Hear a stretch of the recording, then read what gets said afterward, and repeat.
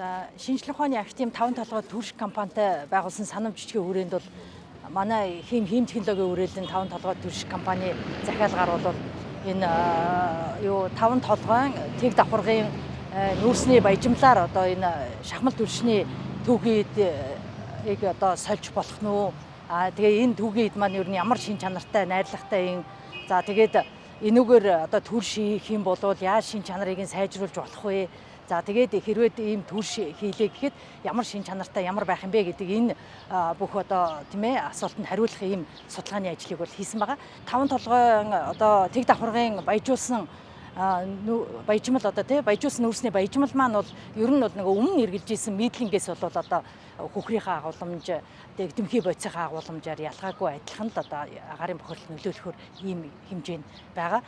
Тэгэхээр бид нар энэ одоо яг агаарт дэгддэг тийм ээ одоо яг нөгөө гал асаж эхлэх үед одоо өмхөн үнэртэй хий гаргадаг нөгөө PM 2.5 PM 2.10 энэ төргээд нөгөө нарийн ширхтээ тоос үсгдэг дэгдэмхий бодис өндөртэй байгаа. Тэгэхээр энийг яаж бууруулж болох юм? Мөн одоо хөхрөлгийн агуулмж өндөр байдаг тийм ээ. Тэгэхээр энэ хөхрийн агуулмжийг нь яаж бууруулж болох юм бэ гэдэг дээр бол одоо туршилт судалгааг хийсэн.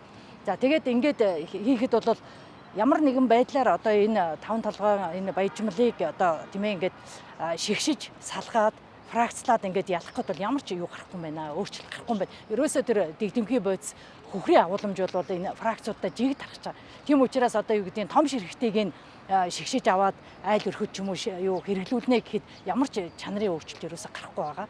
Тийм учраас энэ бол ямар ч ач холбогдолгүй гэдэг нь тарсан.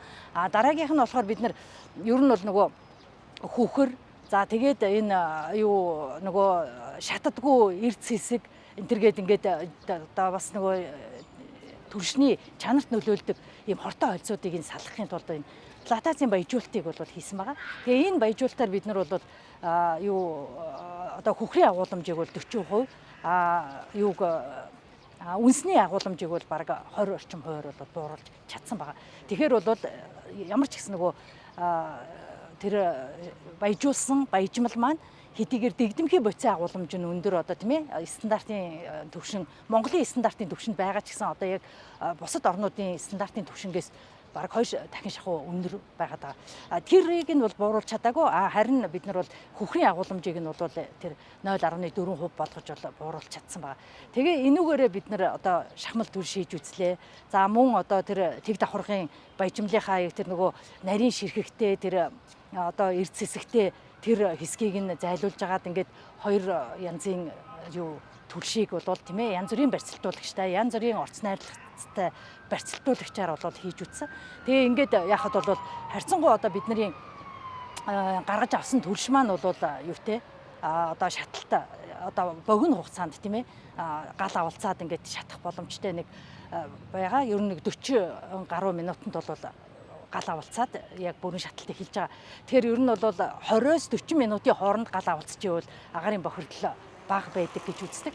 Тэгэхээр бол нөгөө нийтлэнгээс бол хамаагүй богино хугацаанд бол шаталт бол үүсээд ингээд нөгөө нэг яг гал эхлээд түлж эхлэхэд одоо янз бүрийн агаарын бохирдол үүсээд тийм ээ хараа утаа гарах үнэр гарахын тэр байдаг ш. Тэгэхээр тэрийг бол одоо хугацаа нь бол богсож байгаа.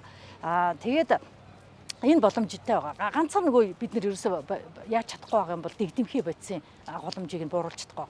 Тэгээ энэ дэгдэмхий бодисын агуулмжийг бууруулна гэх юм бол юу одоо нөгөө пиролиз явуулаад дэгдэмхий юуг нь дэгдэх хэвээр эсвэл өөр химийн аргаар ч гэдэм үү физик химийн аргаар гэдэг ингээд өөр аргуудаар хийх боломжтой. Тэгэхээр нөгөө шахмал түлшний маань өртөг маш өндөр болчих гээд байгаа.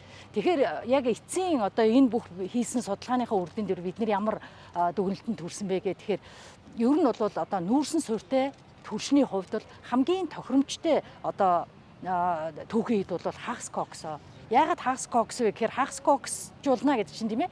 Одоо нөгөө чанар муутай одоо баг нуурын ч гэдэг юм уу юм эрчим хүчний нүүрсийг пиролизд оруулаад хагас коксжуулахаар нөгөө дэгдэмхий бодис нь одоо бараг 50% буурчдаг.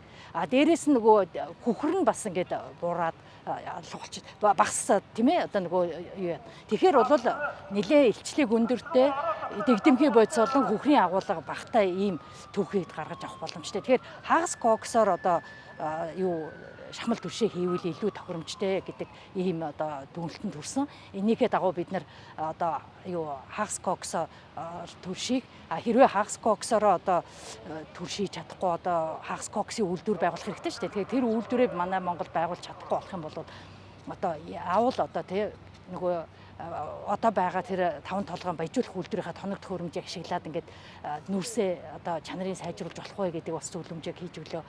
Бүр муу тохиолдолд одоо яг тэр тэг давхаргынхаа нүүрсийг одоо ингээд шахмал түвшнийхаа төвгөө дээр ашиглана гэвэл барьцалдуулагчийнх нь арилгаж орно ямар байх юм бэ гэдэг бас ийм зөвлөмжийг бол гаргаж өгсөн байгаа. Одоо шахмал түвшний барьцалдуулагч маань одоо яг шахмал түвшээ ингээд нөгөө нэг бат бөх юм барьцалдсан ийм хэлбэртэй болох гэдэг зориулагдахаас гадна бас тэр нөгөө хөхрийн агуулмжийг нь бууруулах ч гэдэм үү шатлалтын сайжруулах энэ төргээд янз бүрийн одоо ийм бас нэмэлтүүдтэй байдаг.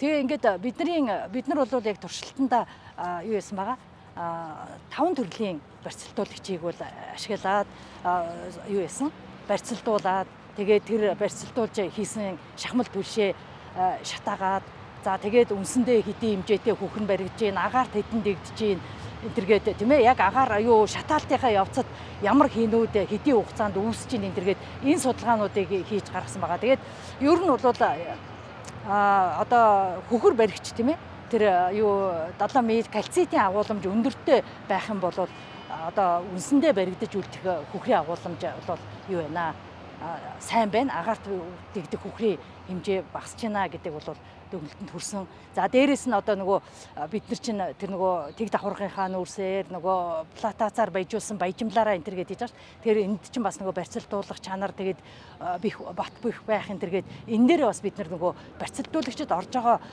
нөгөө юу тийм ээ одоо холцоодынхаа жорыг бас ингэж наривчилж одоо тийм ээ алийг нь их үү алийг нь арай багасгахгүй энэ төр гэдэг ийм жорыг бас гаргаж ирсэн байгаа.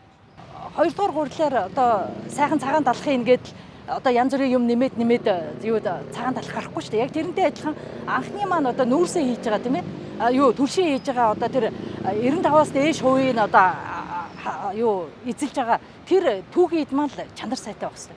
Тэгэхээр тэр түүхийн эд маань чанар сайтай байхын тулд одоо тэр хагас кокс гэдэг маань тэр нөгөө дэгдэмхий тэр бодис тийм ээ муухай тий юу одоо нөгөө нэг үнэртэй тортог тоос энэ төр гаргадаг тийм ээ энэ юм багассан хөхрийнх нь агуулмж багассан энэ түүхийн эдийг л ашиглуулах хамгийн дээр. Тэгэхгүй ингээд өөр одоо тийм ээ одоо түүхийн нүүрс одоо янз бүрийн нүүрсийг ингээд ашиглаа гэхэд одоо тэр коксын хэмжээнд одоо хүртэл бууруулах боломжгүй.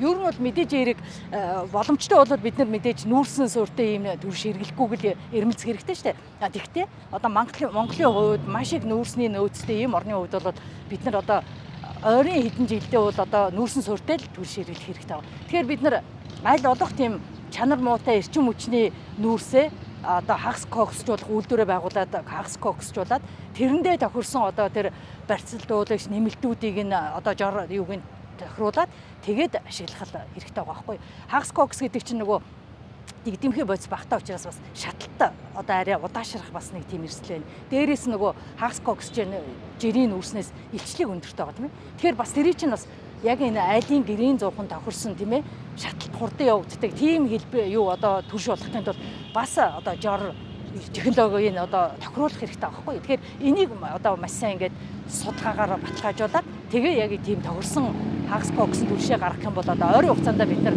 агаарынхаа бохирлыг бас тодорхой хэмжээнд бууруулах боломж байна. Энэ ордын нүүрсийг хагас коксжуулаад тэгээ энэ хагас коксороо ийм одоо шахмал түлшээ үйлдвэрлэх технологи боловсруулад өгөөч гэвэл бид нар хийх бүрэн боломжтой. Манай үрэлэн бол хийх боломжтой. Саяны энэ туршилтыг гэдэл одоо яг шатаалтын юунаас бос тийм ээ туршилтаас босод бүх туршилтыг бол манай үрэлэн өөрийнхөө хүн хүч багаж тоног хөрөмжийнхөө нөөцөн дээрээ л ингээд хийсэн байгаа. Саяны туршилтыг одоо маш богино хугацаанд 2 сарын хугацаанд бид нар маш их өргөн хүрээнд олон одоо лабораториуд маань хамтраад ингээд энэ туршилтыг хийсэн. Цаашдаа бол тэр хагас коксжуулах туршилтыг бол манайх угаасаа л энэ нүүрсний ордууд дээр хагас коксжуулах туршилтуудыг хийж исэн туршлагатай. Тэгэхээр хагас кокс гаргаж авах технологи боловсруулах боломжтой. Дээрээс нь тэрүүгээрээ яаж одоо чанарын шаардлага хангасан төрш гаргаж авах вэ гэдэг судалгааг хийх тийм ээ жор горим технологийн боловсруулах өрн боломж.